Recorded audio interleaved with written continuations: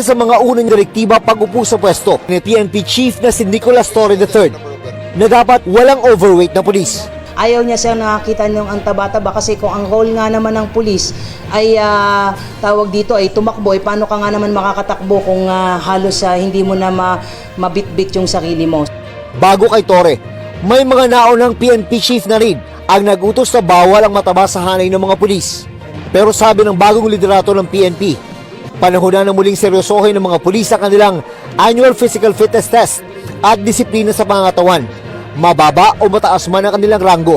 Ano nga ba ang parusa sa mga pulis na hindi makakapasa sa physical fitness test o PFT? Kapag 2 beses na bumagsak na magkasunod, sabi ng PNP, hindi pwedeng ma-promote ang isang pulis. At kapag hindi na-promote, maaari itong mauwi sa pagkakaalis sa serbisyo sa pamamagitan ng tinatawag na attrition. Yung mere appearance mo na medyo malaki ka, ika nga ay halos pumuputok na yung iyong uniforme, yung physical appearance would somehow make an impression anong klaseng pulis tayo meron. Bukod sa maayos na pangangatawan, gusto rin ni Torre na maging sharpshooter ang mga pulis. Bagaman mahigpit ang kanyang bilin, nagagamit lang ng baril bilang final option. Ang laki-laki ng target paper mo tapos nasa labas lahat ng putok mo, nagmi-miss ka, parang hindi naman ata katanggap-tanggap yon bilang pulis po.